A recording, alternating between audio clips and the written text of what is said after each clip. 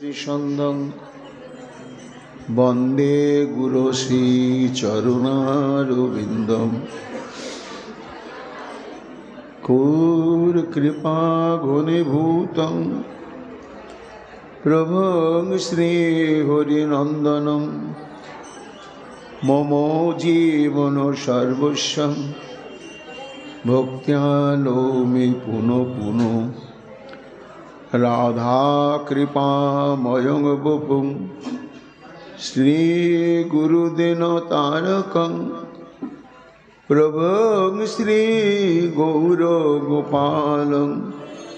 भक्त्या नौमि पुनः पुनः अजानुलम्बितभुजौ कनकावदातो संकीर्तनैकपितरो कमलायताक्षो विश्वाम्भरो द्विजवरो जुगधर्मपालो वन्दे जगत्प्रियकरो करुणावतारो आनन्दलीलामय विग्रहाय हेमावतीवच्छविसुन्दराय तस्मै महाप्रेमरसप्रदाय चैतन्यचन्द्राय नमो नमस्ते निरानन्दमिदं सर्वं प्रेमानन्दस्फटिककृतं येन तं सततं वन्दे नित्यानन्दं जगद्गुरुं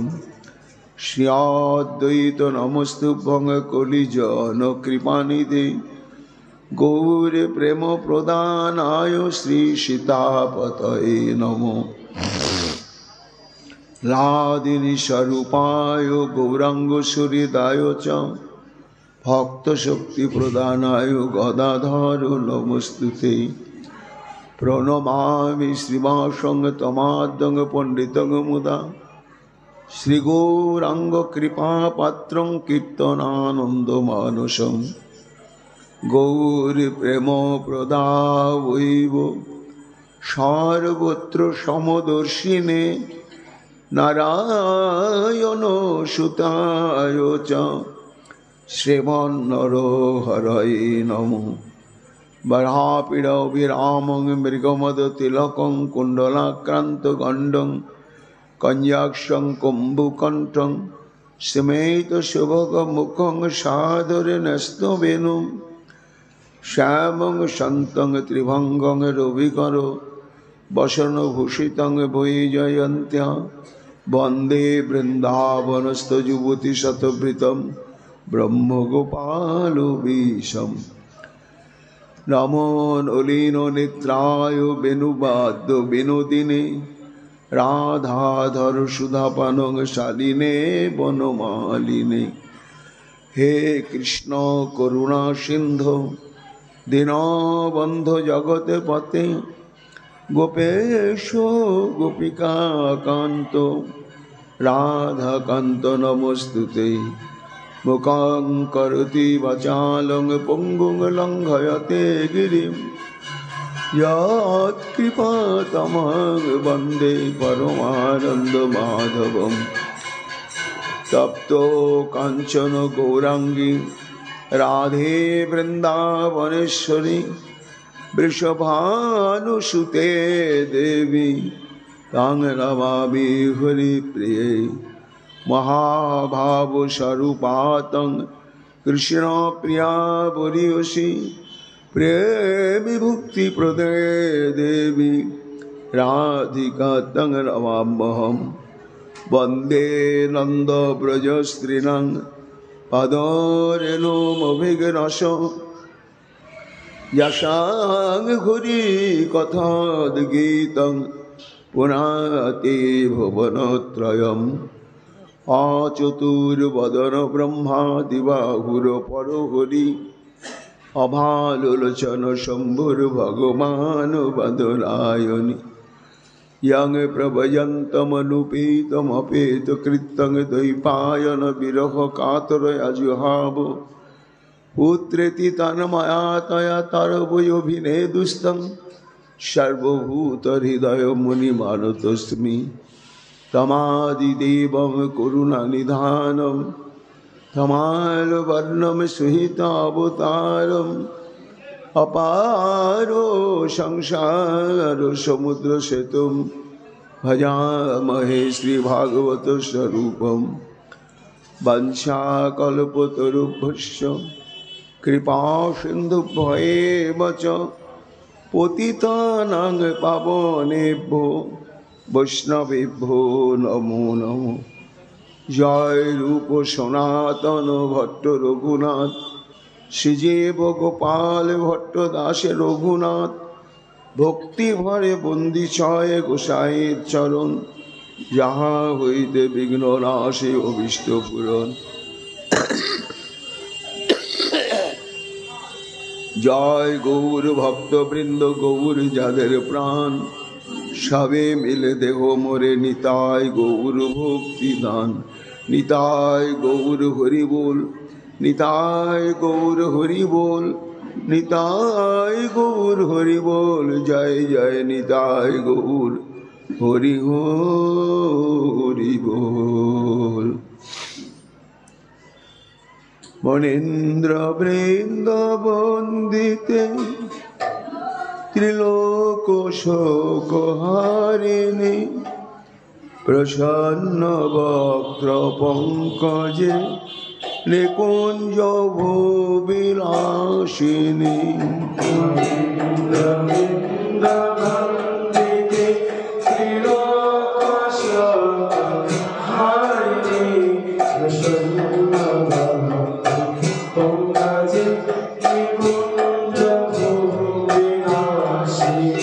ब्रजेन्द्र भानुनंदिनी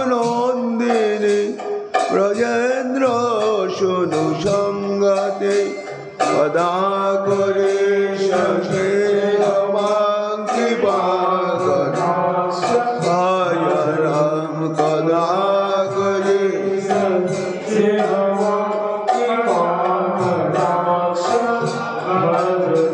अशोक वृक्ष वल्लरी वितान मण्डपस्थिते प्रबाल बाल पल्लव प्रभारुणाग्रे कोमले।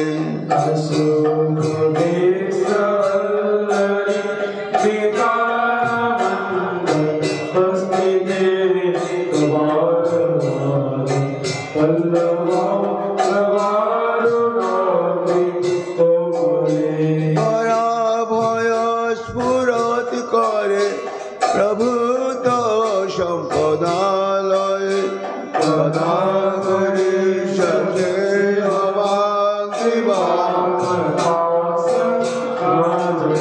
कदा करे सखे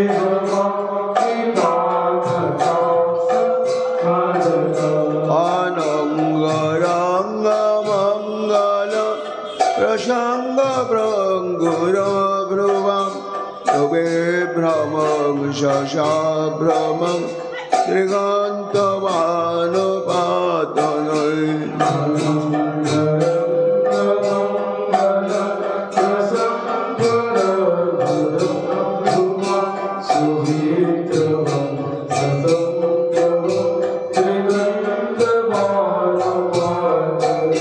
निरन्तरं वशीकृत प्रथित नंदनंदने कदा करे सखे कृपा कदा करे सखे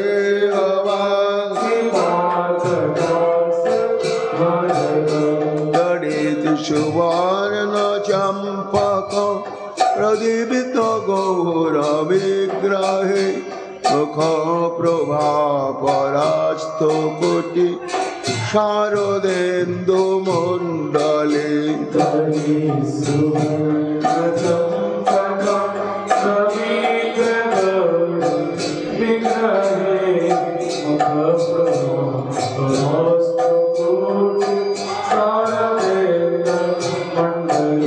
विचित्र चित्र संचारत चकोर सावलोचने कदा करे सखे कृपा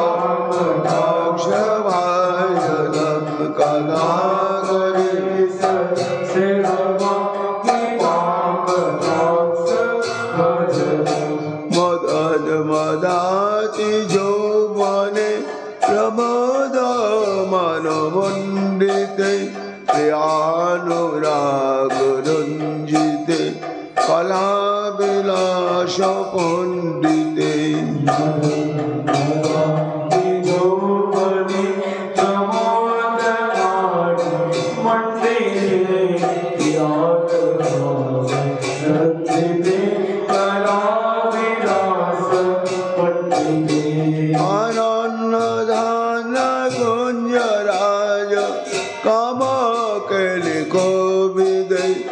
সদা করে সজে অবাঙ্গি ভাজনম কদা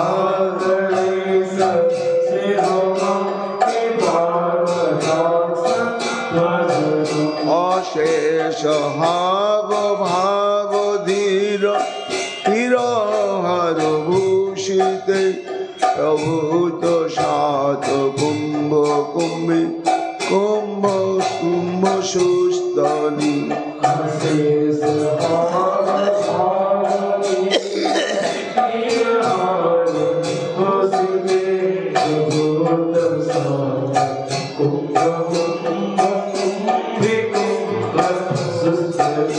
প্রশস্ত মন্দ হাস্য চূর্ণ পূর্ণ শোক সাগরে কদা করে সে ভবাঙ্গি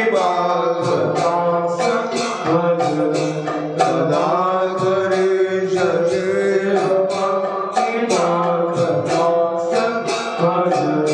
বীর আলো বাল বল্লারি তরঙ্গ রঙ্গ দোলতে লতাগ্রশাস লোল নীল লোচনা বলো কনে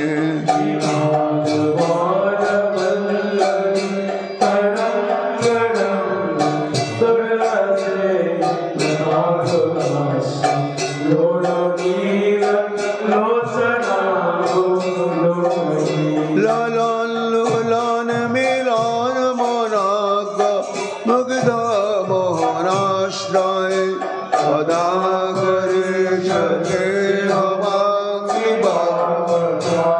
ভাজনম সদা করে সজে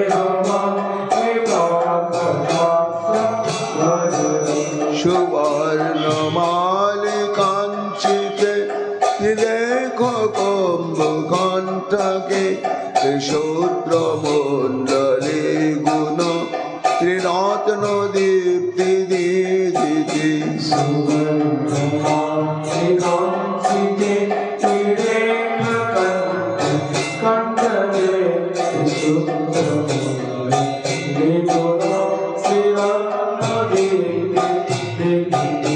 সলল নীল কুন্তলে প্রসূন গুচ্ছ গম্ভীতে কদা করে সজে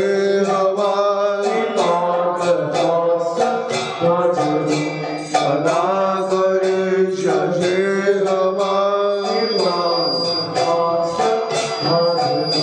নিদম্ব বিম্বলম্ব মান পুষ্পম খোলা গুণে প্রশস্ত রত্ন কিঙ্কিণী কলাপ মধ্য মঞ্জুলে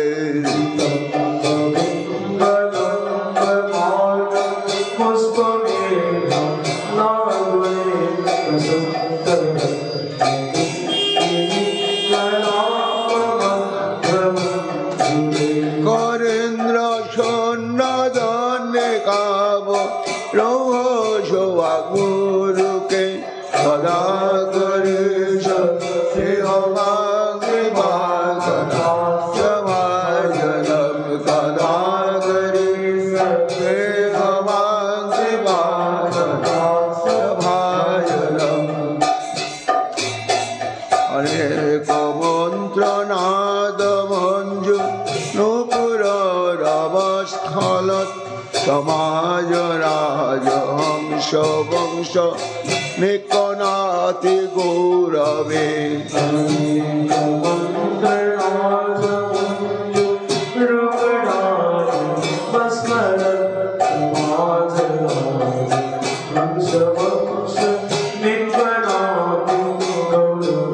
বিলাল হেম বল্লরে বিলম্বে চারু চক্রমে সদা করে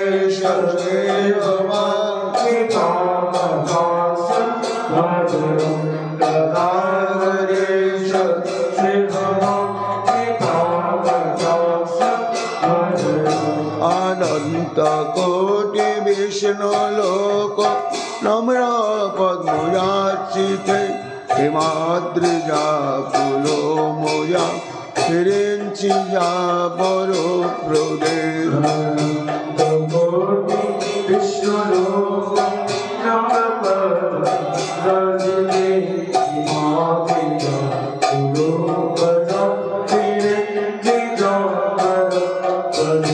অপার স্মৃতি বৃদ্ধি দিগ্ধ শতপদাঙ্গুলি রক্ষে পদাগরি শে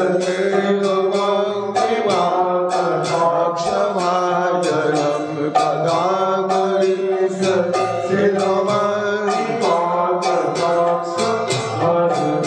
মাহেশ্বরী ক্রিয়েশ্বরী সুরেশ্বরী যোগেশ্বরী বেদ শাসনেশ্বরী প্রমাণ শাসনেশ্বরী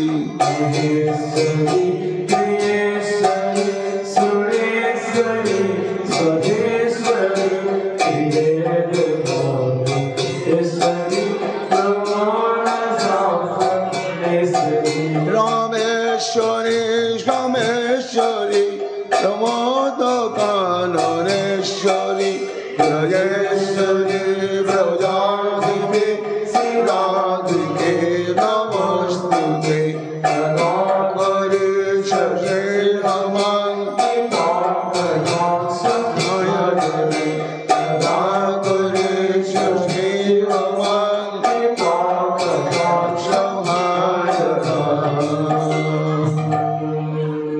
আরে গাড়িটা আটকে গেছে, দেখলি তো?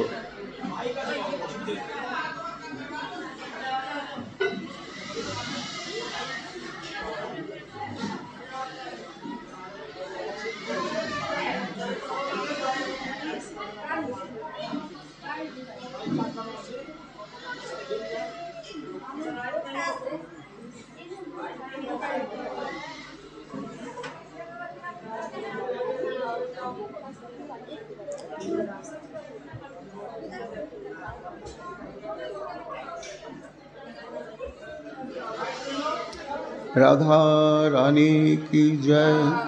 अपार करुणामयी राधा रानी की जय। प्रेम भक्ति प्रदायिनी राधा रानी की जय। जय श्री राधेश्याम।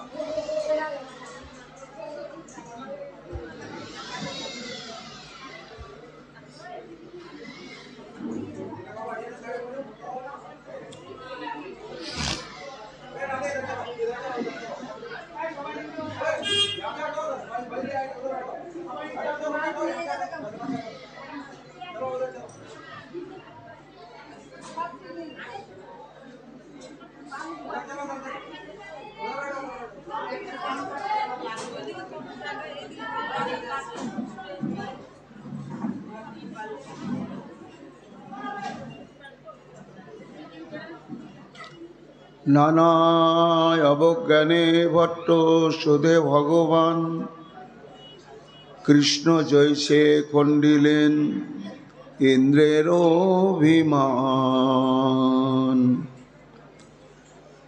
कलिजुग पावन अवतार प्रेम पुरुषोत्तम भगवान श्रीकृष्ण चैतन्य महाप्रभुर अतीब अंतरंग प्रिय परिकर परम पूज्यपाद श्रीमद कृष्णदास कविराज गोस्वामी तार श्री चैतन्य चरितामृत ग्रंथेते अंतलीलाय सप्तम परिच्छेदे श्रीमन महाप्रभु जे बल्लभ भट्टेर अंतरे সমুদিত যে অভিমান,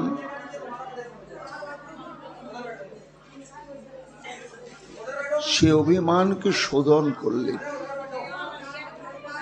এটি তার অদ্ভুত অভিনব কৃপা। কবিরাজ গোস্বামী পাদ সেই প্রসঙ্গ বলতে গিয়ে বলছেন যে নানা অবজ্ঞানে ভট্ট শোধে ভগবান,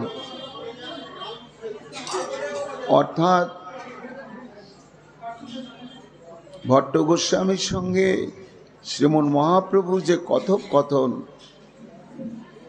তাতে মনে হচ্ছিল যেন শ্রীমন মহাপ্রভু বল্লভ ভট্টকে যেন অবজ্ঞা করছেন এবং এড়িয়ে যেতে চাইছেন, তার কোনো মর্যাদা রক্ষা করছেন না, গুরুত্ব দিচ্ছেন না। কিন্তু কবিরাজ গোস্বামী পাদ বলছেন, ভক্তগণ, আপাত দৃষ্টিতে এরকম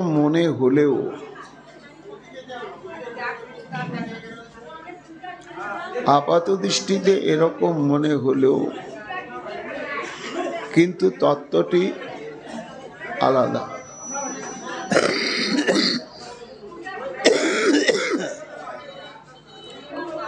কৃষ্ণ জয়িছে খণ্ডিলেন ইন্দ্রের অভিমান, অর্থাৎ শ্রীমদ্ ভাগবতে আমরা ভগবান শ্রীকৃষ্ণের গিরি গোবর্ধন লীলা প্রসঙ্গে দেখেছি যে মুখ্য উদ্দেশ্য ছিল কি? উদ্দেশ্য ছিল অভিমানী দেবরাজ ইন্দ্রকে কৃপা করা, তাকে প্রেম দৃষ্টি প্রদান করা। যে প্রেম দৃষ্টি ভগবত কর্তৃক প্রদত্ত, যে প্রেম দৃষ্টি প্রাপ্ত হলে শ্রী ভগবানের অতুল ঐশ্বর্য মাধুর্য সম্যক উপলব্ধি করা যায়। কেন না? ভগবত মাধুর্য এবং তার তত্ত্ব অবহিত হওয়ার একমাত্র কারণই হচ্ছে বুদ্ধিবৃত্তির দ্বারা নয়, জ্ঞানের দ্বারা নয়, একমাত্র প্রেমভক্তির দ্বারা। তো তার জন্য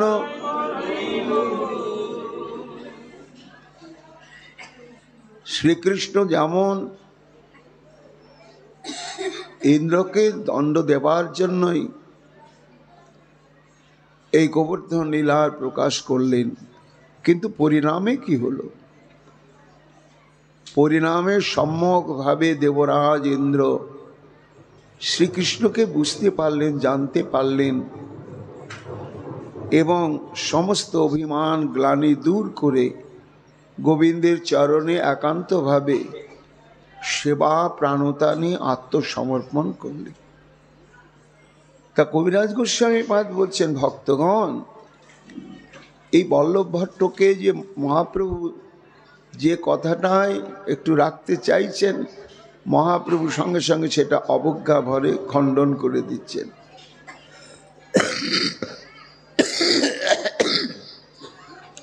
তার এই প্রত্যেকটি বক্তব্য খণ্ডনের যে লীলা, এটি সত্যিকারের শ্রীমন মহাপ্রভু বল্লভ ভট্টকে উপেক্ষা করলেন না, দূরে সরিয়ে দিলেন না। এটা নিবিড়ভাবে নিজের স্বরূপ ঐশ্বর্য মাধুর্য যাতে বল্লভ ভট্ট সম্যক উপলব্ধি করতে পারেন এবং প্রকৃতপক্ষে আদর্শ সেবক হতে পারেন, সেই দৃষ্টির দিকে ধ্যান দিয়েই মহাপ্রভু তাকে এইভাবে অবজ্ঞাদি করলেন। অজ্ঞ জীব নিজ হিতে অহিত করি মানে, গর্বচূর্ণ হইলে পাছে উঘাড়ে নয়নে। দৃষ্টান্ত স্বরূপ বলছেন যে অজ্ঞান জীব যখন এই ধরনের প্রতিকূল ব্যবহার প্রাপ্ত হয়, তখন যে প্রতিকূল ব্যবহার করছে তার প্রতি সমালোচনায় মুখর হয় এবং নানা রকম বিরোধিতা করে। আস্তে আস্তে দূরে সরে যায়। কিন্তু যদি সুকৃতির ফলে কখনো তার দিব্য দৃষ্টি খুলে যায়, তখন সে নিজের ভুলটা বুঝতে পারে এবং আত্মসংশোধন করে নিতে পারে। সেই কথাই বলছেন, ঘরে আসি রাত্রে ভট্ট চিন্তিতে লাগিলা, পূর্বে প্রয়াগে মরে মহাকৃপা কইলা। এই যে মহাপ্রভু বারবার তাকে এড়িয়ে যাচ্ছেন, প্রত্যেকটি কথাই খণ্ডন করে দিচ্ছে। যেমন শ্রীধর স্বামীপাদের ব্যাখ্যা আমি খণ্ডন করেছি। মহাপ্রভু বললেন, স্বামীকে যা মানে না সে তো বেশ্যা। এত বড় কথা বললেন, আর শুনতে হলো বল্লভ ভট্টকে। কিন্তু হলেও এই যে প্রচ্ছন্নভাবে মহাপ্রভু কৃপায় করছেন তাকে, তার এই অভিমানটাকে খণ্ডন করবার জন্যই এই প্রচেষ্টা করে চলেছেন। এটি পরে বোঝা গেল কখন না, বল্লভ ভট্ট দূরে সরে গেলেন না, মহাপ্রভুকে ভুল বুঝলেন না এবং শত্রু মনে করলেন না, নিজের অহিতকারী মনে করলেন না। যখন বারবার এভাবে প্রতিহত হলেন, তখন তার মনের মধ্যে একটা জিজ্ঞাসা এলো, আচ্ছা প্রভু তো আমার প্রতি স্নেহ কাতর ছিলেন। কখন ছিলেন? পূর্বে প্রয়াগে মোরে মহাকৃপা কইলা। মহাপ্রভু যখন গিয়েছিলেন প্রয়াগে, তখন মহাপ্রভুর প্রেম রূপ ইত্যাদি মাধুর্যে মুগ্ধ হয়ে এই বল্লভ ভট্ট মহাপ্রভুকে নিমন্ত্রণ করে নিজের গ্রামে নিয়ে গেলেন এবং ভক্তি শ্রদ্ধা সহকারে সাক্ষাৎ মূর্তিমান ভগবত বুদ্ধি নিয়ে তার চরণ ধৌত করলেন এবং চরণামৃত অত্যন্ত দৃঢ় শ্রদ্ধা ভক্তি বিশ্বাসের সঙ্গে শুধু নিজে গ্রহণ করলেন না, তার পরিবারের সবাইকেই গ্রহণ করালেন।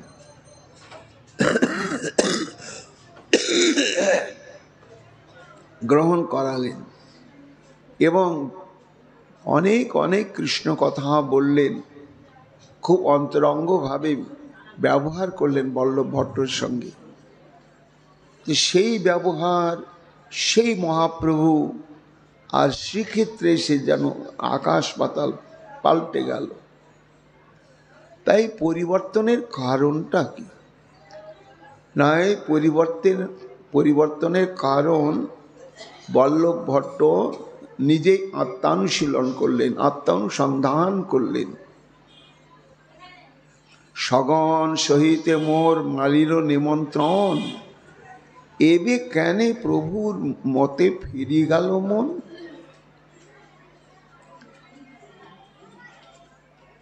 না আমি জিতি এই গর্ব শূন্য হোক ইহার চিত, ঈশ্বর স্বভাব এই করে সবার হিত।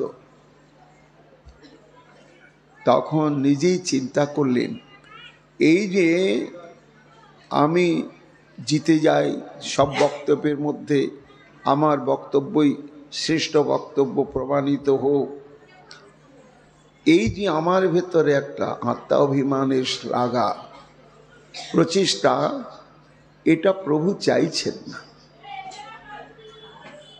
আর নিজ গুণে কৃপা করে আমার এই অভিমান ব্যাধিটাকে নিরাময় করবার জন্যই প্রভু আমার প্রতি যেন অশ্রদ্ধা অবজ্ঞা পোষণ করছিলেন।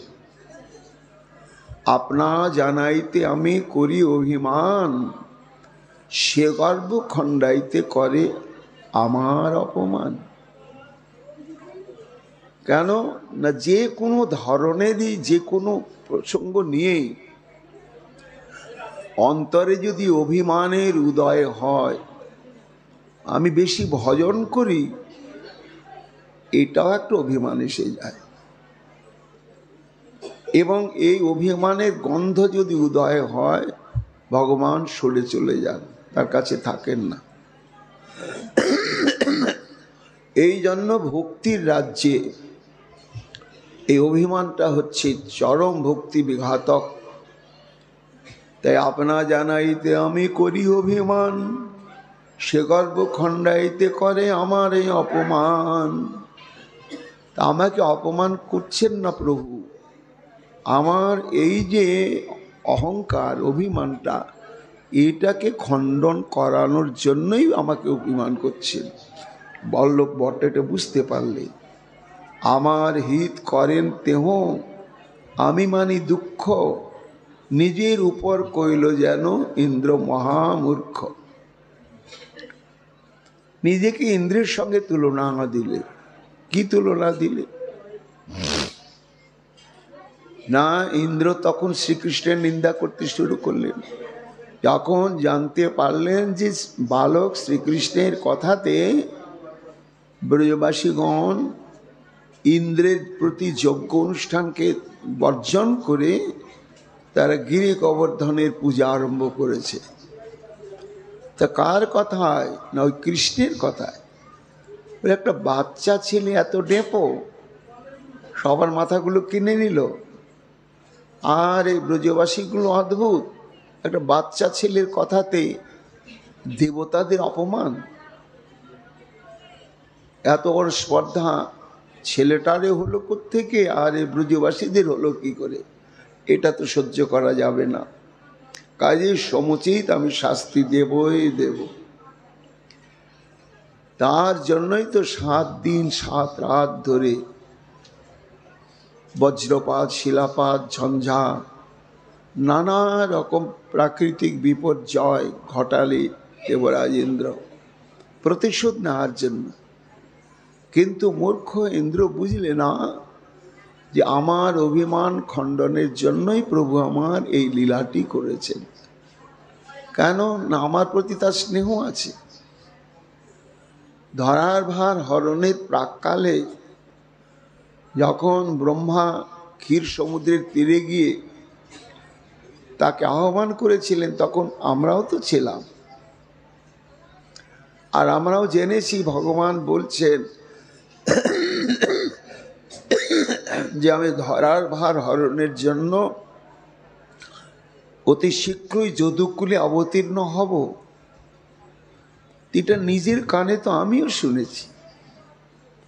আর তিনি বলেছেন, আর তিনি আবার এই যদুকুলে জন্মগ্রহণ করেছেন, লীলা করছেন।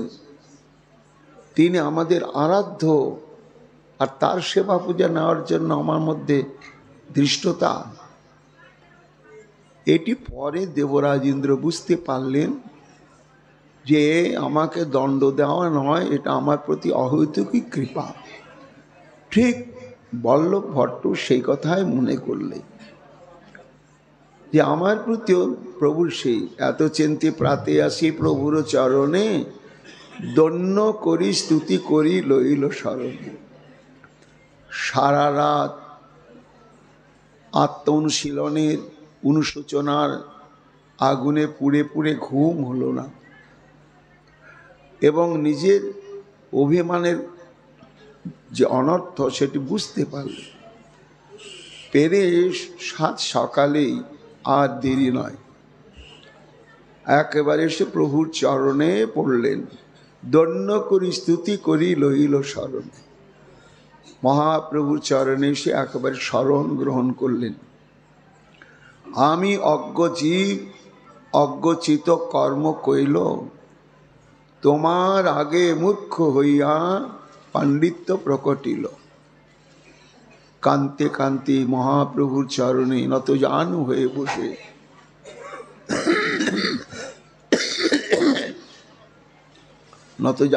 বসে বলছেন যে প্রভু, আমি মূর্খ, আমার হিতাহিতি জ্ঞান নাই, তাই আমি এই অজ্ঞান স্বভাবোচিত কর্মটা তোমাকে করলাম, উদ্বেগ দিলাম তোমাকে। তোমার কাছে আমার পাণ্ডিত্য, আমার অভিজ্ঞতা, আমার সিদ্ধান্ত এটাই শ্রেষ্ঠ, এটা প্রমাণ করবার চেষ্টা করেছিলাম। কিন্তু এটাই তো আমার সব থেকে মূর্খামির পরিচয়। তুমি ঈশ্বর নিজ চিত কৃপা যে করিলা, অপমান করি সর্বগর্ব খণ্ডাইলা। হে প্রভু, তুমি আমার প্রতি কি অহৈতুকী কৃপা করলে বলতো? এইভাবে তুমি বারবার প্রত্যেকটা আমার বক্তব্যে মর্যাদায় আঘাত করে করে তুমি আমার এই গর্বটাকে খণ্ডন করে বিশুদ্ধ করে নিলে, ধৌত করে নিলে, নির্মল করে নিলে। আমি অজ্ঞ হিত স্থানে মানি অপমান, ইন্দ্র যেন কৃষ্ণ নিন্দা করিল অজ্ঞান। তা আমি যতই পণ্ডিত হই, যার পরতত্ত্বের উপরে সম্যক জ্ঞান নাই, তার বেদ বেদান্ত শাস্ত্রাদির জ্ঞানের কি মূল্য আছে? পাণ্ডিত্যের কি মূল্য আছে? তা তো মূল্য নেই। তুমি হচ্ছে সর্বারাধ্য শিরোমণি। তা আমি জেনেও কিনা তোমার কাছে এসে প্রমাণ করতে চেয়েছিলাম যে আমার সিদ্ধান্তটাই সর্বশ্রেষ্ঠ। তোমার কৃপাঞ্জনে এবে গর্ব অন্ধ গেল, তুমি এত কৃপা কইলে এবে জ্ঞান হইল। কান্তে কান্তে বল্লভ ভট্ট মহাপ্রভু চরণে ধরে বলছেন, প্রভু, এই যে আমার জ্ঞানান্ধতা বা অভিমান অন্ধতা, তোমার কৃপারূপ অঞ্জনে দূর হয়ে গেল। এটা তুমি ধাপে ধাপে আমাকে কৃপা করলে। তা প্রাচীনকালে বৌদ্ধ শাস্ত্রে এরকম উল্লেখ আছে, সিদ্ধাঞ্জন হতো। চিকিৎসকগণ নানা রকম জড়িবুটি দিয়ে কাজল তৈরি করতেন। আর দৈবক্রমে যদি কোনো মানুষের দৃষ্টিশক্তি নষ্ট হয়ে যেত, তাদের কাছে গেলে তখন তারা সেই সিদ্ধাঞ্জনটা লাগাতে বলতেন, এবং লাগাতে লাগাতে দেখা গেল যে তার অন্ধতা দোষ দূর হয়ে গেল। তেমনি প্রভু, তুমি আমাকে এমন কৃপা অঞ্জন নয়নে পরিয়ে দিলে যে আমার যে গর্বরূপ অন্ধতা, এই অন্ধতা একেবারে দূর হয়ে গেল। অপরাধ কইনু ক্ষম লইনু শরণ, কৃপা করি মোর মাথে ধরহ চরণ। নয়নের জলে ভাসতে ভাসতে বল্লভ ভট্ট বলছেন, প্রভু গো, এইবার তো তুমি ক্ষমা করেছ আমি জানি, তবু আমি একেবারে চিরকালের জন্য তোমার চরণে শরণ গ্রহণ করলাম। আর তুমি যে আমায় ক্ষমা করলে আমি জানি, তবু মন মানতে চাইছে না। তোমার অভয় চরণারবিন্দ আমার মস্তকে তুলে দাও। প্রভু তো আমার দন্যের খনি। প্রভু কহে, তুমি পণ্ডিত মহাভাগবত, দুই গুণ যাহা তাহা নাহি গর্ব পর্বত। আহা হা ভট্ট, কি বলছো? তুমি হলে দুটি গুণে গুণী। এক গুণ হচ্ছে কি পণ্ডিত, তুমি সর্বশাস্ত্রের যে সম্বন্ধবিধেয় তত্ত্ব প্রয়োজন সম্বন্ধে সিদ্ধান্ত বলা হয়েছে তা তুমি সম্যকভাবে অবহিত আছো, এই জন্য পণ্ডিত। আর তুমি হলে মহাভাগবত। ভাগবত শব্দ হচ্ছে ভক্ত, যিনি শ্রী ভগবানকে ভক্তি ভরে আরাধনা করেন তাকেই বলা হয় ভাগবত। তো দেখো ভট্ট, যার জীবনে প্রকৃত পাণ্ডিত্য আছে আর প্রকৃত ভক্তি আছে, এই দুটো গুণ যদি থাকে, তার অন্তরে কখনো অহংকার গর্ব প্রবেশ করে না। বুঝলে, তোমার কত বড় স্পর্ধা বলো দেখিনি। শ্রীধর স্বামী নিন্দি নিজ টিকা করো, শ্রীধর স্বামী নাহি মানি এত গর্ব ধরো। ঠান্ডা মাথায় মহাপ্রভু বুঝিয়ে দিচ্ছেন যে তুমি শ্রীধর স্বামীর ব্যাখ্যাকে খণ্ডন করেছ, যা আজ পর্যন্ত কারো পক্ষে সম্ভব নয়। কেন না, শ্রীধর স্বামীর বক্তব্যের মধ্যে ভ্রম, প্রমাদ, করুণাপট, বিপ্রলিপ্সা ইত্যাদি দোষ নেই। কেন নেই না, তিনি বুদ্ধির দ্বারা টিকা লিখেননি, তিনি লিখেছেন প্রেমভক্তির বৃত্তির দ্বারা। তা প্রেমভক্তির বৃত্তির দ্বারা তিনি লিখেছেন, এই জন্য তার বাক্যের মধ্যে এই সমস্ত দোষ নেই। আর তোমার এত বড় স্পর্ধা, তুমি তার খণ্ডন করেছ। শ্রীধর স্বামীর প্রসাদেতে ভাগবত জানি, জগৎগুরু শ্রীধর স্বামী গুরু করি মানি। শ্রীমন মহাপ্রভুর সময় মহাপ্রভুর অভিপ্রেত অনুসারে ভাগবতের যে টিকা বা ব্যাখ্যা, সেটি মহাপ্রভুর আবির্ভাবের অনেক আগেই আবির্ভূত হয়েছিলেন শ্রীধর স্বামী, এবং তিনি ভক্তিবাদকে অবলম্বন করে শ্রীমদ্ ভাগবতের টিকা করেছেন। আর সেই টিকাই হচ্ছে মহাপ্রভুর অভিপ্রেত টিকা। এই টিকার উপরে টিকা হয় না। পরবর্তীতে যখন সনাতন গোস্বামীপাদ, শ্রীজীব গোস্বামীপাদ টিকা করলেন, মহাপ্রভু বলেছিলেন তোমরা যা টিকা করবে শ্রীধর স্বামীর আনুগত্য নিয়ে করবে, কখনো তার বক্তব্যকে খণ্ডন করবে না। তাই শ্রীধর স্বামীর প্রসাদেতে ভাগবত জানি, জগৎগুরু শ্রীধর স্বামী গুরু করি মানি। শ্রীধর উপরে গর্ব যে কিছু করিবে, অস্ত ব্যস্তে লিখন সেই লোকে না মানিবে। কেন না, যারা প্রকৃত রসিক ভক্ত, তাদের প্রাণের প্রাণ হচ্ছে শ্রীধর স্বামীর টিকা ব্যাখ্যা। তো তাকে খণ্ডন করা মানে সমস্ত ভক্তগণকেই অমর্যাদা করা। শ্রীধরের অনুগত্য যে করে লেখন, সব লোক মান্য করি কর এ গ্রহণ। শ্রীধরানুগত করো ভাগবত ব্যাখ্যান, অভিমান ছাড়ি ভজ কৃষ্ণ ভগবান। মহাপ্রভু কৃপা করে বললেন যে ভট্ট ভাগবতের ব্যাখ্যা লিখো, বন্ধ করতে বলছি না, তুমি টিকা লিখছো লিখো না কেন, কিন্তু শ্রীধর স্বামীর দৃষ্টিভঙ্গিকে খণ্ডন করতে পারবে না। তার দৃষ্টিভঙ্গিকে নিয়ে তুমি সেটা বিস্তার লাভ করো, সেটা মঙ্গল হবে এবং সমাজে সেটি সমাদৃত হবে। আর অভিমান ছাড়ি ভজ কৃষ্ণ ভগবান। তুমি শ্রীকৃষ্ণের উপাসনা করো, অপরাধ ছাড়ি করো কৃষ্ণ সংকীর্তন, অচিরাতে পাবে তবে কৃষ্ণেরও চরণ। কবিরাজ গোস্বামী পাদ বল্লভ ভট্টকে বললেন, মহাপ্রভু বললেন তিনটি উপদেশ।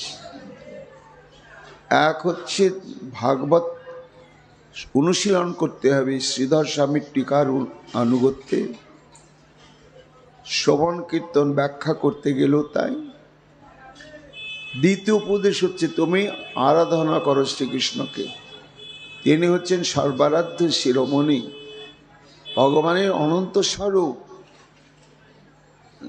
রাম, নারায়ণ, নৃসিংহ, বামন বহু রূপ, কিন্তু একমাত্র কৃষ্ণস্থ ভগবান স্বয়ং, তাকে আরাধনা করতে হবে।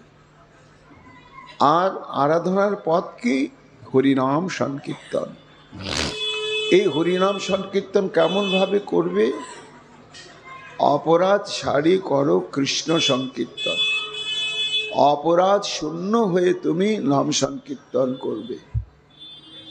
এই অপরাধটাই বড় গুরুত্বপূর্ণ। এটা আমরা গুরুত্ব দিতে পারি না, ধ্যান দিতে পারি না, আর এটা ধ্যান দেওয়া প্রয়োজন সেটাও আমরা মনে করি না। যার জন্য হচ্ছে, সবই হচ্ছে, কিন্তু প্রেমের প্রকাশটা ঘটছে না। প্রেমের প্রকাশ ঘটতে গেলে অপরাধ শূন্য হয়ে নাম করতে হবে। তার মধ্যে সর্বশ্রেষ্ঠ নাম সংকীর্তন। নির অপরাধে নাম লইলে পায় কৃষ্ণ প্রেমধন। চরিতামৃতে কবিরাজ গোস্বামী পাদ বললেন, তা অপরাধ শূন্য হয়ে নাম। অপরাধ মানে কি? অপগত হয় রাত যাহা হইতে। রাত শব্দে প্রসন্নতা, সন্তুষ্টি। যে কর্মের দ্বারা ভগবানের আমার প্রতি প্রসন্নতা অপগত হয়, নষ্ট হয়ে যায়, সেই কর্ম, সেই আচরণকে বলা হয় অপরাধ। পাপ এবং অপরাধ এক নয়। পাপ হচ্ছে ধর্ম বিগড়িত কর্মকে বলা হয় পাপ। এ পাপের প্রায়শ্চিত্ত আছে, নরকভোগ আছে। পাপের কর্মফল ভোগ হয় শরীরের উপরে, কিন্তু অপরাধ তার চাইতে ভয়ঙ্কর।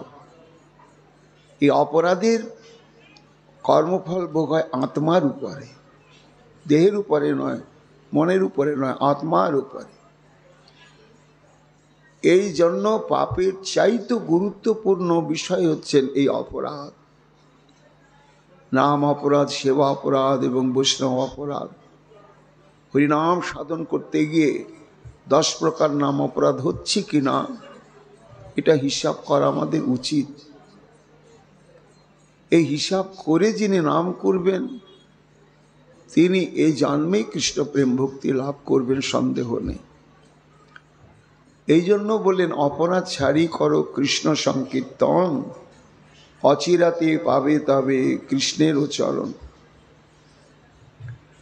ভট্ট কহে, যদি মোরে হইলা প্রসন্ন, একদিন পুনঃ মোরে মানো নিমন্ত্রণ। মহাপ্রভু প্রসন্ন হয়ে গেলেন বল্লভ ভট্টের প্রতি।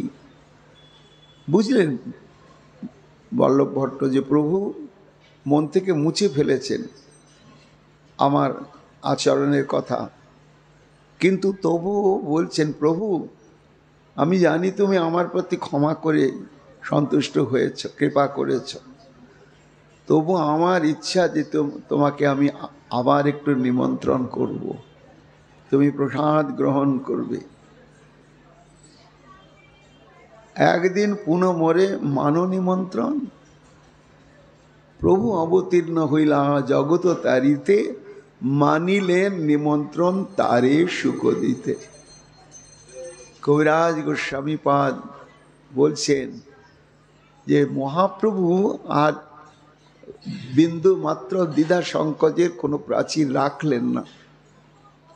একবারে যে বল্লভ ভট্টকে কৃপা করে আত্মসাৎ করে নিলেন, সেই জন্য নিমন্ত্রণ মানলেন এবং গিয়ে গ্রহণ করলেন।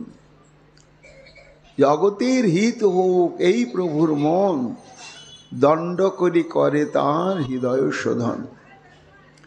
সগণ সহ মহাপ্রভুর নিমন্ত্রণ কইলা, মহাপ্রভু তারে তবে প্রসন্ন হইলা। মহাপ্রভু প্রসন্ন হয়ে গেলেন। এইখানে বল্লভ ভট্টের প্রসঙ্গ কবিরাজ গোস্বামী পাদ সমাপ্ত করলেন। করার পরে এইবার মহাপ্রভুর আর যে সমস্ত ভক্তগণ, সেই ভক্তগণের সঙ্গে মহাপ্রভুর যে প্রেম ও ব্যবহারের প্রকৃতি কেমন, স্বভাব কেমন, সেই কথা বলছেন। জগদানন্দ পণ্ডিতের শুদ্ধ গাঢ় ভাব, সত্যভামার প্রায় প্রেমের বাম্য স্বভাব। জগদানন্দ প্রসঙ্গে এলেন যে জগদানন্দের প্রেম মহাপ্রভুর প্রতি কেমন না বামা স্বভাব বিশিষ্টা গোপীগণের মতন, দক্ষিণা স্বভাব বিশিষ্ট গোপীগণের মতো নয়। কেন না মহাপ্রভু বকাঝকা করলেও মহাপ্রভুকে শুনিয়ে দেন, তা প্রতিবিধান করেন। কেন করেন? এটা গাঢ় ভালোবাসার থেকে ওঠে, গাঢ় প্রেমের থেকে ওঠে। কেননা জগন্নাথ পণ্ডিতের শুদ্ধ গাঢ় ভাব, সত্যভামার প্রায় প্রেমের ব্রাহ্ম স্বভাব। বারবার প্রণয় কলহ করে প্রভু সনে, অনন্যে খটমটি চলে দুইজনে। অর্থাৎ গদাধর পণ্ডিতের প্রতি, গদাধর পণ্ডিতের গৌর প্রেম আর জগদানন্দ পণ্ডিতের গৌর প্রেম, এই দুটো প্রেমের যে প্রকৃতিগত পার্থক্য সেটাই দেখানো হচ্ছে। জগদানন্দের গৌর প্রেম হচ্ছে বামা স্বভাব বিশিষ্টা গোপিকাগণের কৃষ্ণের প্রতি যে ভাব সেরকম। আর গদাধর পণ্ডিতের গৌর প্রেম হচ্ছে দক্ষিণ স্বভাব বিশিষ্টা যে সমস্ত গোপিকাগণের কৃষ্ণ প্রেম, ঠিক সেই রকম। অনন্যে খটোমটি চলে দুইজন। আর দৃষ্টান্ত আপনার তো সবাই জানেন। একবার জগদানন্দ গৌরবঙ্গে গিয়েছেন, গৌর মণ্ডলে। ফেরার সময় মহাপ্রভু মাঝে মাঝে দিব্য উন্মাদ দশা প্রাপ্ত হন, আহার নিদ্রা ত্যাগ করেন, দিনের পর দিন প্রলাপ বকতে থাকেন। তা জগদানন্দ ভাবলে এটা মহাপ্রভুর বায়ু রোগ। বায়ু যদি কুপিত হয় তখন মানুষের এরকম স্বভাব প্রকাশ পায়। তা এই বায়ু প্রশমন, এই বায়ু রোগ প্রশমনের জন্য কবিরাজির তেল আছে। সেই তেলটা তৈরি করতে হয় অনেক গাছগাছড়ার রস টস ইত্যাদি দিয়ে টিয়ে পাক করে তেলটা তৈরি করতে হয়।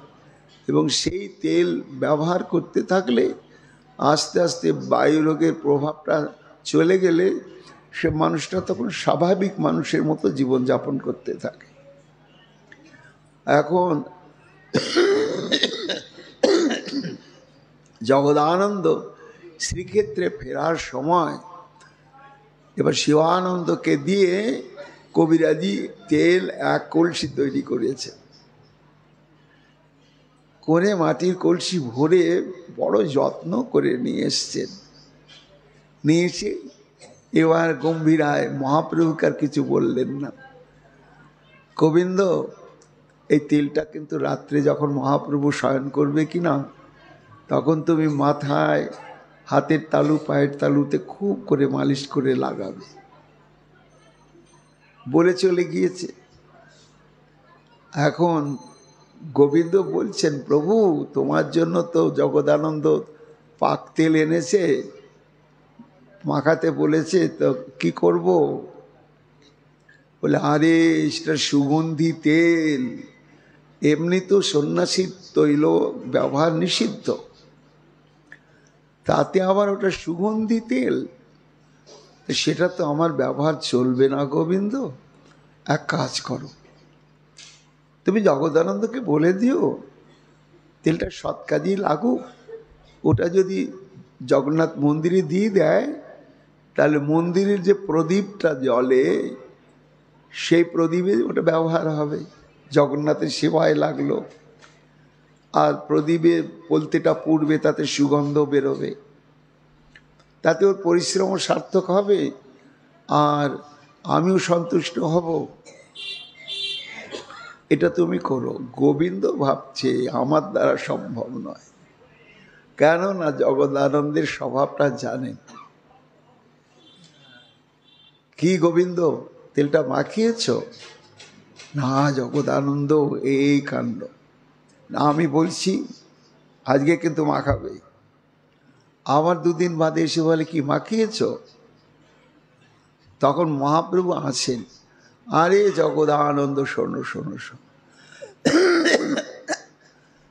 ওকে কি বলছো? শোনো আমার কথা শোনো, তুমি তেল এনেছো খুব ভালো, তা আমার ইচ্ছা, আমি তো সন্ন্যাসী, তেল ব্যবহার নিষেধ, তুমি জগন্নাথের মন্দিরে দিয়ে দাও, প্রদীপ জ্বলবে, জগন্নাথের সেবায় লাগবে, তাতে তোমার আশা মিটবে।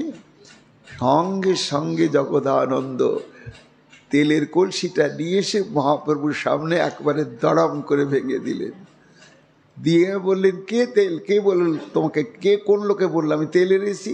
কখনো তেল আনি নাই। কত বড় স্পর্ধা! এটি অন্য কেউ পারবে কি? কেউ পারবে না। প্রভুর প্রতি প্রেমের কত গভীর গাঢ়তা থাকলে এই ধরনের ব্যবহার মনোবৃত্তি প্রকাশ পায়। গিয়ে তো একেবারে অভিমানী ঘরে শুয়ে থাকলেন দরজা দিয়ে। মহাপ্রভু কি করবেন দেখলেন তো মহা মুশকিল।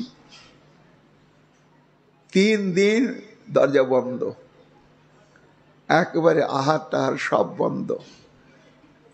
মহাপ্রভু বলছেন উপায় তো নেই, গোবিন্দ গিয়ে বলো আজকে 3 দিনের পরে আজকে আমি মধ্যাহ্নে ওর ওইখানে প্রসাদ পাবো, ও যেন নিজে রান্না করে। এখন গোবিন্দ এসে খটখট করছে, কি কি? আরে শোনো ভাই, তুমি অনাহারে 3 দিন এইভাবে দরজা বন্ধ করে পড়ে আছো, প্রভু আজকে মধ্যাহ্নে তোমার এখানে প্রসাদ পাবে, তোমার রান্না করতে হবে। প্রভু প্রসাদ পাবেন এই খবরটা শোনার সঙ্গে সঙ্গেই প্রভুর যত অভিমান ছিল সব দূরে গেল। দূরে গিয়ে তাড়াতাড়ি তখন স্নান টান করে নানা প্রকার সবজি আদি সংগ্রহ করে সহস্তে রন্ধন করলেন। তারপরে মহাপ্রভু মধ্যাহ্নে যথা সময়ে গিয়ে উপস্থিত, নিজের হাতে পরিবেশন করছেন। এখন প্রভুর তো ভয়, যেটি দিচ্ছেন প্রভু, যেই ভোজন করছেন আবার দিচ্ছেন, ভোজন করছেন আবার দিচ্ছেন, প্রভু দিচ্ছে মহা মুশকিল। এখন যেটা দিচ্ছে ভোজন না করি আবার তো 3 দিন না খেয়ে থাকবে, আর ভোজনের সামর্থ্য নাই। ভয়ে ভয়ে ভয়ে ভয়ে ভোজন করছেন। আর বলছেন ও জগদানন্দ, রেগে মেগে রান্না করলে যদি এত স্বাদ হয়, তাহলে তুমি স্বাভাবিকভাবে রান্না করলে না জানি কত অমৃত হবে। এই হচ্ছে একটা প্রেমের ব্যবহার, এই হচ্ছে এটাকেই বলা হয় বাম্য স্বভাব। কবিরাজ গোস্বামী পাদ বলছেন যে জগদানন্দের সঙ্গে মহাপ্রভুর এই বাম্য স্বভাবের প্রেম, কিন্তু গদাধরের আবার দক্ষিণ স্বভাব। সবসময় মহাপ্রভুর প্রতি একটা ভয়, মহাপ্রভুকে ধমক দেওয়ার ক্ষমতা নেই, উচ্চবাচ্য কথা বলার কোনো ক্ষমতা নেই। তাঁহার প্রণয় রোষে দেখিতে প্রভুর ইচ্ছা হয়, ঐশ্বর্য জ্ঞানে তার রোষ না উপজয়। কবিনাথ গোস্বামী পাদ বলছেন যে বাম্য স্বভাব বিশিষ্ট জগদানন্দের একটু প্রণয় রোষ, মহাপ্রভুর প্রতি প্রেমোত্থিত যে রাগটা কেমন, সেটা যেমন মহাপ্রভুর দেখতে ইচ্ছা হয়েছিল, সেটা তিনি আস্বাদন করলেন। মহাপ্রভুর ইচ্ছা হচ্ছে আচ্ছা গদাধরের আমার প্রতি প্রেমটা কেমন, জগদানন্দের মতোই কিনা, তাহলে আমি একটু ধমক দিয়ে কিছু বলে দেখি, যদি জগদানন্দের মতোই ব্যবহার করে তাহলে বুঝবো যে আমার প্রতি ওর প্রেমটা ওই ওই ওই স্বভাব বিশিষ্টই। তাই তার প্রণয় রোষ দেখিতে প্রভুর ইচ্ছা হয়, ঐশ্বর্য জ্ঞানে তার রোষ না উপজায়। কিন্তু হায় হায়, যতই চেষ্টা করেন মহাপ্রভু গদাধর পণ্ডিত কিন্তু জগদানন্দের মতন আর মহাপ্রভুর প্রতি ব্যবহার প্রকাশ করতে পারেন না, ভীত ও সন্ত্রস্ত হয়ে চুপসে গিয়ে থাকেন। এই লক্ষ্য উপজায় প্রভু কৈলার ও সভাস, শুনে পণ্ডিতের মনে উপজিল ত্রাস।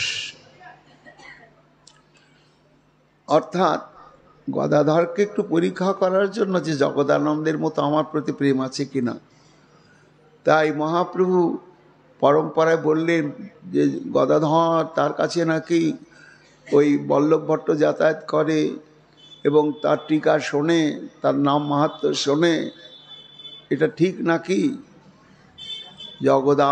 শ্রী বিষ্ণু গদাধর পণ্ডিত এই সংবাদ পেয়ে ভয় থরথর করে কাঁপছে। জগদানন্দের মতো গিয়ে রেগে মেগে যে আমি তো কোনোদিনই শুনিনি, আর জোর করে যদি শোনায় তো আমার কি?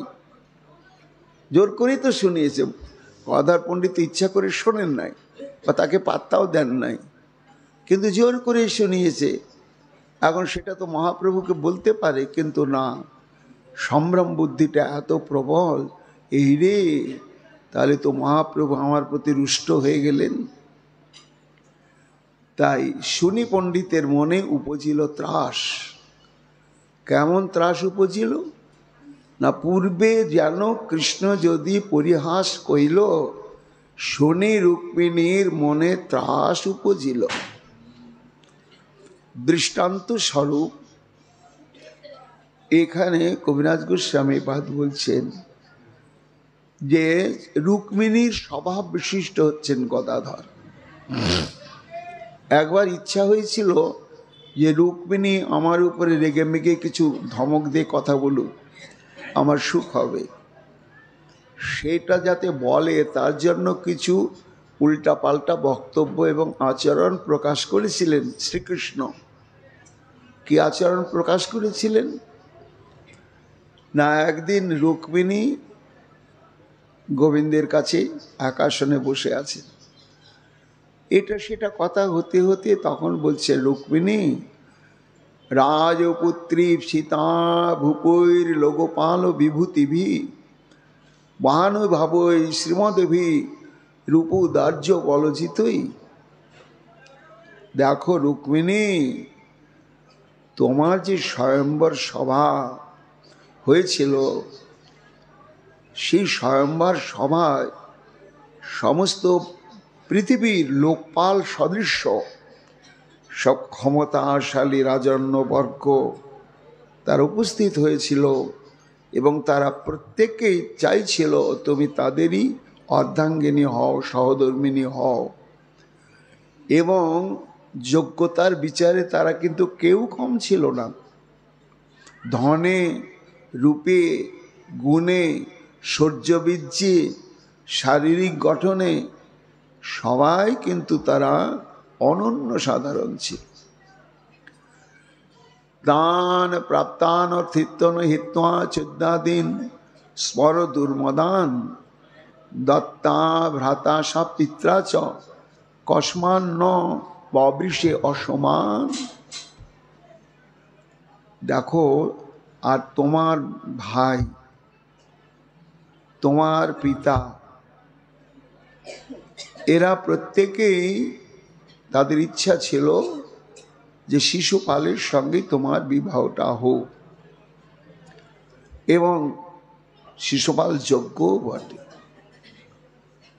কিন্তু তুমি কি করলে?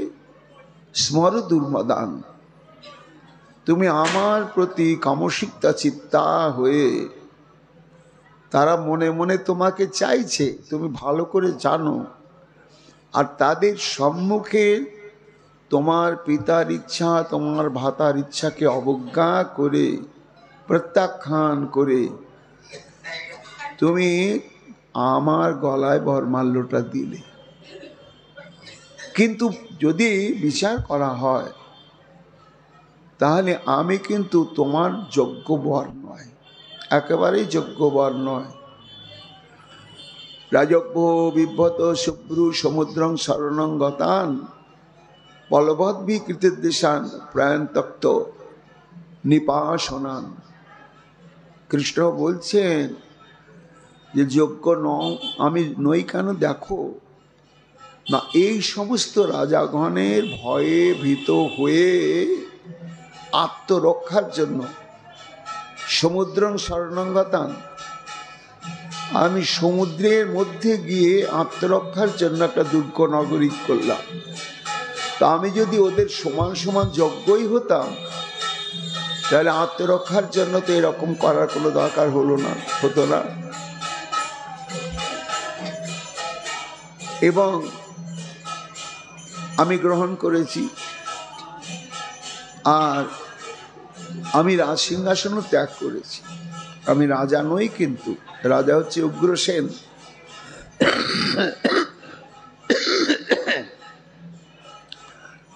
এবং এই সমস্ত যে রাজন্য বর্গ, তারা আমাদেরকে কেউ শ্রদ্ধা করে না।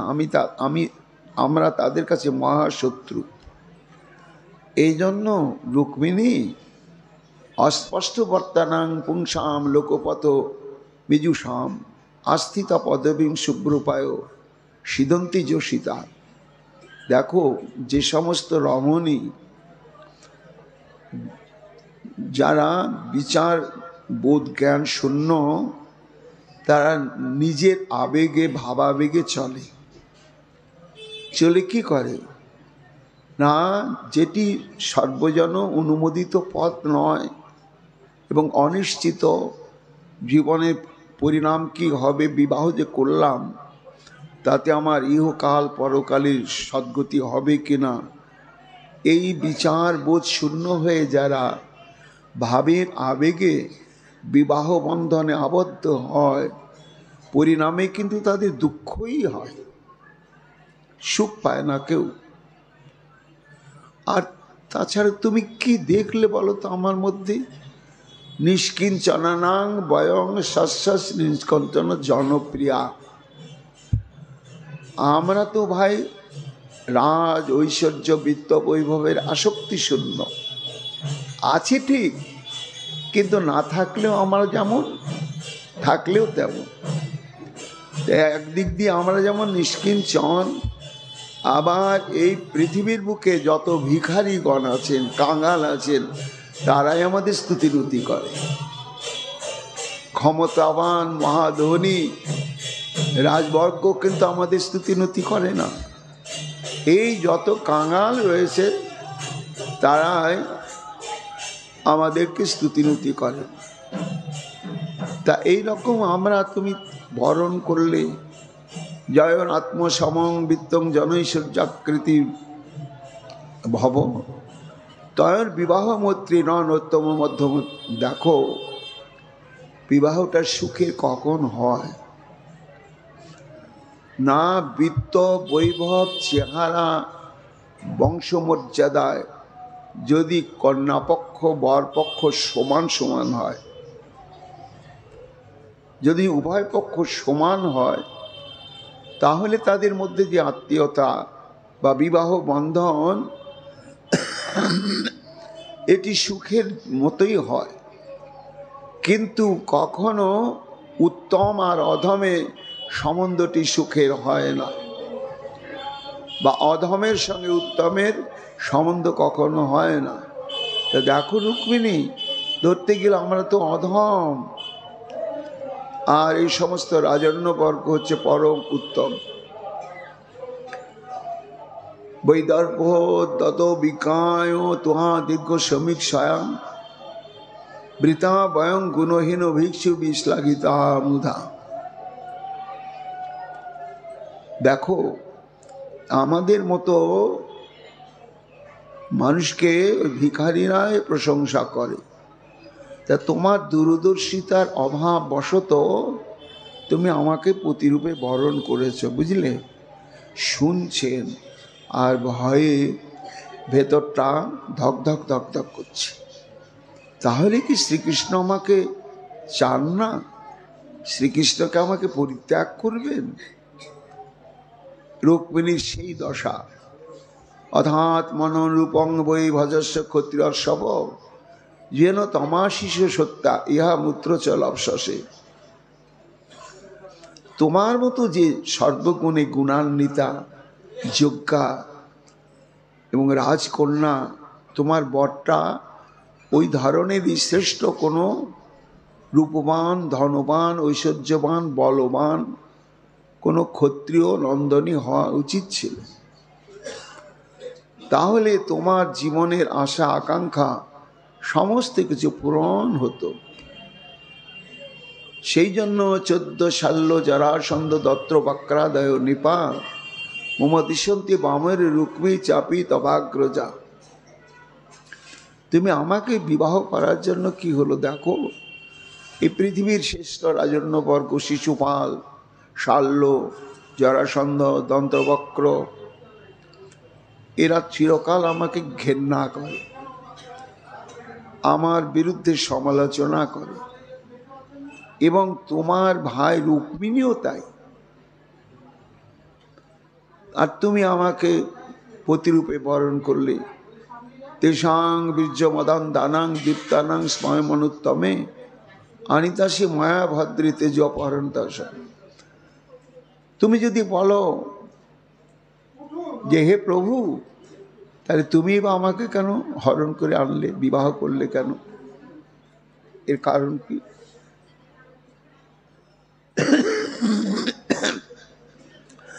না, এর কারণ হচ্ছে এই যে সমস্ত রাজন্য বর্গের যে চরমতম অহংকার, এই অহংকারটাকে নাশ করবার জন্যই আমি ইচ্ছা করে তোমাকে হরণ করে এনেছি। এটা আমার প্রয়োজনে, আমার ইচ্ছাতে নয়। উদাসীনা বয়ং স্ত্রপ বেদার্থ কামুকা আত্মলব্ধাস্ময় পূর্ণাকেহর জ্যোতির ক্রিয়া। দেখো, আমরা চিরকাল উদাসীন এবং অনাসক্ত। তবে আলো যেমন সাক্ষী স্বরূপ থাকে, তেমনি আমরা জগতে সাক্ষী স্বরূপ আছি। এই কথা যেই বললেন রুক্মিণীকে, আর রুক্মিণী ভাবলেন তাহলে এক্ষুনি হয়তো বলবেন আমাকে এইবার তুমি প্রস্থান করো। তখন ভয়ে বারবার ঘন ঘন মূর্ছা যেতে লাগলেন। এমন মূর্ছা যেতে লাগলেন, গোবিন্দ বিপদে পড়ে গেলেন।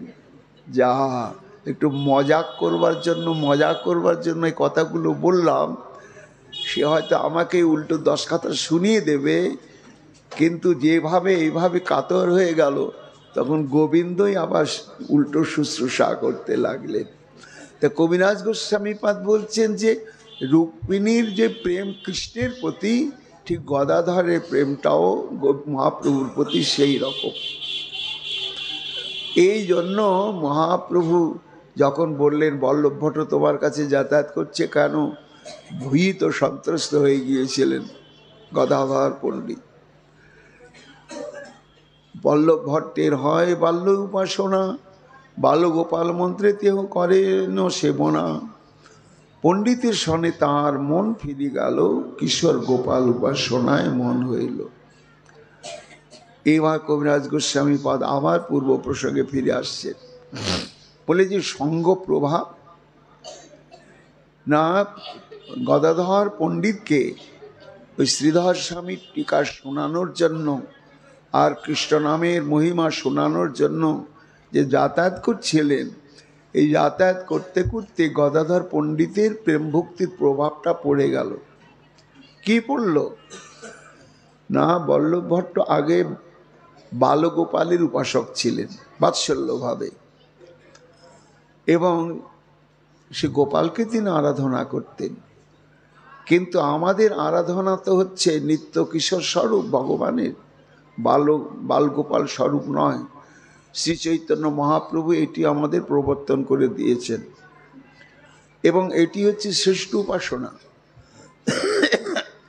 এবার গদাধর পণ্ডিত তো সেই নিত্য কিশোর স্বরূপ রাধা গোবিন্দের আরাধনা করতেন।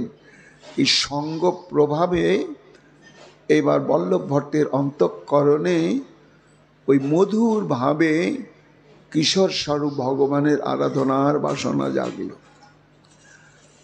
পণ্ডিতের ঠাঁয় চাহে মন্ত্রাদি শিখিতে, পণ্ডিত কহে এই কর্ম না নহে আমা হইতে।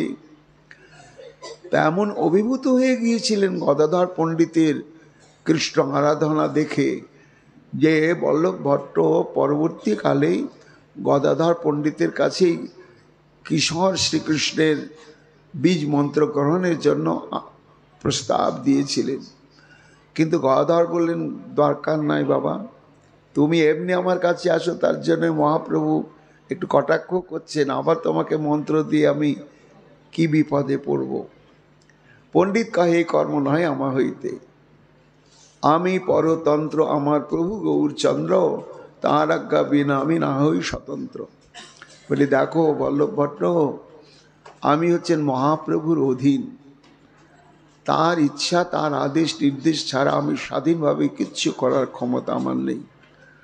তুমি যে আমার ঠাঁই করো আগমন, তাহাতে মহাপ্রভু দেন ও লাহন।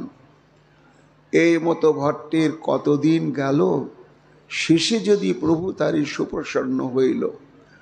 নিমন্ত্রণের দিনে পণ্ডিতে বলাইলা, স্বরূপ গোসাই জগদানন্দ গোবিন্দে পাঠাইলা। এইবার কবিরাজ গোস্বামী পাদ বলছেন যে ভক্তগণ ওই যে গদাধর পণ্ডিতের কাছে মন্ত্র নিতে চেয়েছিলেন, কিন্তু তাতে রাজি হলেন না। এবার বল্লভ ভট্ট যখন মহাপ্রভুর চরণে ক্ষমা চেয়ে নিয়ে তার চরণে আত্মসমর্পণ করে নিমন্ত্রণ করলেন, সে নিমন্ত্রণ গ্রহণ করতে মহাপ্রভু উপস্থিত হয়ে গদাধরকেও ডাকালেন যে আজকে সবাই এখানে প্রসাদ পাওয়া হবে।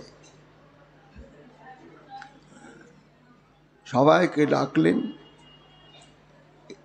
এসে তখন স্বরূপ গোসাই জগদানন্দ গোবিন্দে পাঠাইলা, পথে পণ্ডিতের স্বরূপ কহেন বচন, পরীক্ষিতে প্রভু তোমায় কইল উপেক্ষণ, তুমি কানে আসি তারে না দিলে উলাহন, ভীত প্রায় হইয়া কাহে করির শয়ন। পণ্ডিত কহে, প্রভু স্বতন্ত্র সর্বজ্ঞ শিরোমণি, তার সঙ্গে হট করিব ভালো নাহি মানি। যেই কহেন সেই সহি নিঃশিরে ধরি, আপনে করিবে কৃপা দোষাদে বিচারি। এত বললি পণ্ডিত প্রভুর দ্বারে আইলা, রোদন করিয়া প্রভু চরণে পড়িলা। ঈষৎ হাসিয়া প্রভু কইলা আলিঙ্গন। ওই বল্লভ ভট্টের গৃহে প্রসাদ গ্রহণের জন্য মহাপ্রভু এসেছেন। গদাধর পণ্ডিত এসে ক্ষমা চাইলেন, প্রভু। মহাপ্রভু হেসে বললেন, আরে না না না, তোমা চালাইল তোমা, তুমি না চলিলা, ক্রোধে কিছু না কহিলা, সকলই সহিলা। আমার ইচ্ছা ছিল যে জগদানন্দের মতো তুমিও রেগে রেগে কিছু আমার প্রতি প্রেম প্রকাশ করবে, কিন্তু তাহা করলে না গদাধর। আমার ভঙ্গিতে তোমার মন না চলিলা, সরল সুদৃঢ় ভাবে আমারই কিনিলা। পণ্ডিতের ভাব মুদ্রা কহনে না যায়, গদাধর প্রাণনাথ নাম হইল যায়। কবিরাজ গোস্বামী পাদ বলছেন যে গদাধরের প্রতি মহাপ্রভুর প্রীতিটা কত প্রগাঢ়, যে গদায়ের গৌরাঙ্গ বলে একটা বিশেষণ জগতে প্রচারিত রয়েছে।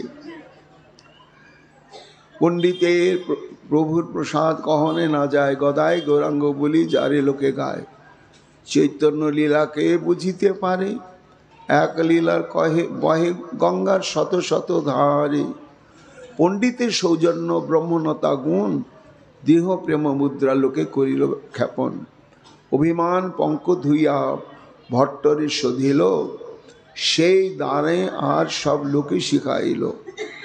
অন্তরে অনুগ্রহ বাহ্যে উপেক্ষার প্রায়, বাহ্য অর্থ যেই হয় সেই নাশ যায়। নিগুড় চৈতন্য লীলা বুঝিতে কার শক্তি, সেই বোঝে গৌরচন্দ্রে যার দেহ ভক্তি। দিনান্তরে পণ্ডিত কইল প্রভুর নিমন্ত্রণ, প্রভু তাহা ভিক্ষা কইল লইয়া নিজগণ। তাহাই বল্লভ ভট্ট প্রভুর আজ্ঞা লইলা, পণ্ডিত ঠাঁই পূর্ব প্রার্থিত সর্বসিদ্ধ হইলা। মহাপ্রভু বললেন যে গদাধর, বল্লভ ভট্ট তোমার কাছে কিশোর কৃষ্ণের মন্ত্র গ্রহণ করতে চাইছে, তুমি অবশ্যই প্রদান করবে। এই তো কহিল বল্লভ ভট্টের মিলন, যাহার শ্রবণে পায় গৌর প্রেমধন। শ্রীরূপ রঘুনাথ পদে যারাস, চৈতন্য চরিতামৃত কহে কৃষ্ণ দাস। ইতি চৈতন্য চরিতামৃতে অন্তখণ্ডে বল্লভ ভট্ট মিলনং নাম সপ্তম পরিচ্ছেদ। নিতাই গৌর হরি বল। আগামীকাল আমরা পরবর্তী অষ্টম পরিচ্ছেদ থেকে গৌর কথা শ্রবণ